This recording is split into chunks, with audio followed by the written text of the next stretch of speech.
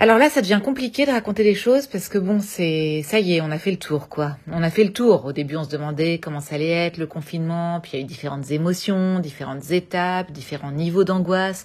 Bon, bah voilà, maintenant on a bien compris l'histoire, on a bien intégré ce que c'était, on a fait le tour, c'est plié, merci, au revoir. On ne peut pas explorer une situation chiante comme ça à l'infini, c'est pas possible. On n'est pas fait pour ça.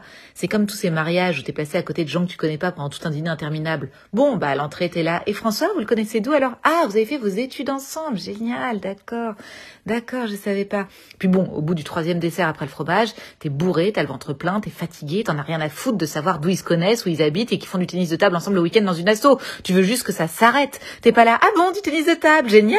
Non, il faut que ça s'arrête. Là, moi, depuis quelques jours, je m'observe comme si j'étais le cobaye de ma propre expérience scientifique. Une sorte d'étude du genre activité cérébrale en confinement. Et je vous annonce que c'est vraiment semaine 5 que ça saute. Vraiment, ça y est, moi, ça a sauté, je le sens. Je le sens parce que je sens plus rien, donc c'est bien la preuve. Je me sens totalement anesthésiée de mes émotions, anesthésiée du quotidien, anesthésiée de tout. On n'a plus rien à se dire, plus rien. D'ailleurs, le peu d'interactions qu'on avait se sont arrêtées, hein. Ah ben, on a arrêté les FaceTime, on a arrêté les Skype. Même ma mère a arrêté d'envoyer des photos de son ménage sur le groupe WhatsApp, c'est dire. De toute façon, les apéros Skype, c'était plus possible. C'est bien que ça s'arrête aussi. Tant au début, c'était un peu marrant de se voir tous chacun chez soi. Là, clairement, ça devient glauque. À se raconter à quelle heure on a sorti nos poubelles en buvant notre verre de vin. Tout en se répétant, bon, bah, y a plus qu'à attendre, de toute façon. Bah, y a plus qu'à attendre. Puis le lendemain, t'as une gueule de bois. Pourquoi? Pour avoir pris une cuite à domicile en parlant ménage et bouffe. Attends, non, mais ça va. À un moment, faut arrêter de s'auto-humilier, là. C'est quand même dingue tout ça. Moi, j'ai l'impression que c'est la première fois de ma vie que je ne pense à rien.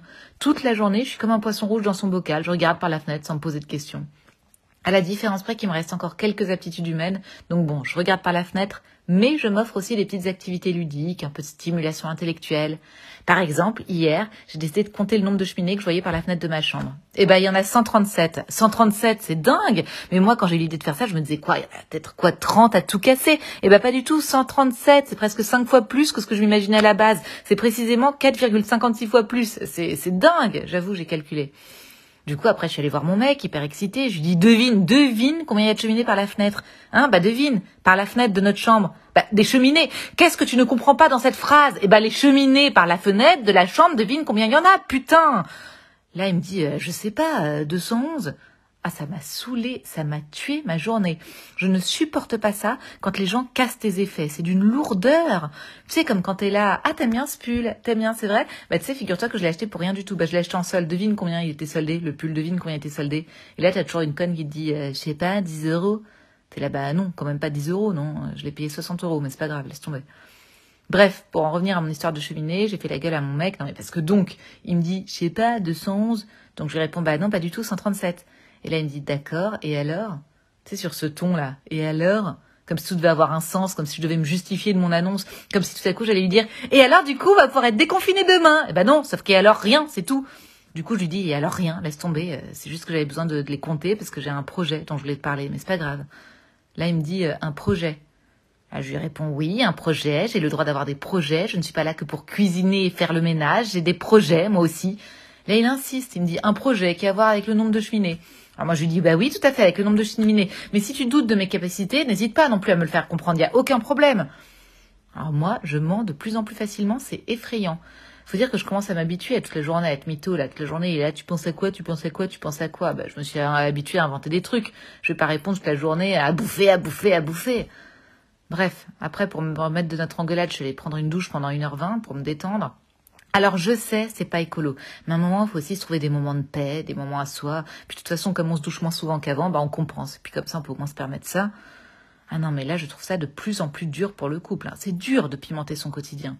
Je parle même plus de libido. Hein. Non, ça, on a complètement lâché l'affaire semaine 2. Semaine 2, on avait déjà plus rien à foutre de la libido. Non, je parle de stimulation intellectuelle ou au moins de savoir-vivre, quoi. Là, on n'a plus rien à se dire, mais rien.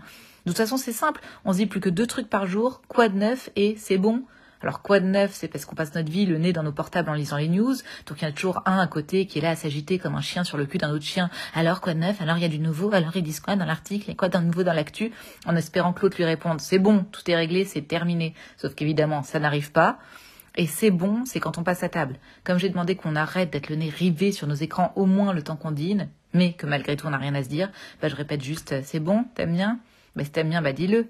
T'aimes comment? T'aimes pas? Si t'aimes, bah tu pourrais le dire. Bah elle arrête de me répondre que par oui ou par non, fais des comparatifs. Dis-moi, tiens, ton riz aux aubergines, il est meilleur que celui de la semaine 4, mais moins bon que la semaine 2, mon meilleur souvenir c'est semaine 1, je sais pas. Que ce temps serve au moins à ça.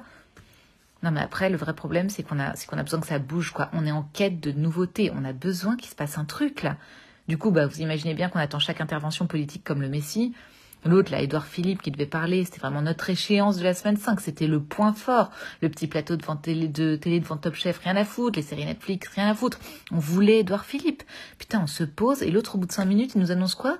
Qu'il a rien à dire, mais qu'il nous reparlera dans 15 jours. Tu fais une conférence de presse pour nous annoncer que tu reviens dans 2 semaines, toi. Tu nous fous tous en tension devant la télé pour nous dire que tu reviens dans 2 semaines. Ah non, et moi, ça me rend folle, ça me rend folle. C'est comme tous ces gens qui t'appellent pour te dire qu'ils te rappellent plus tard. Bah, rappelle directement plus tard, me fais pas chier pour ça.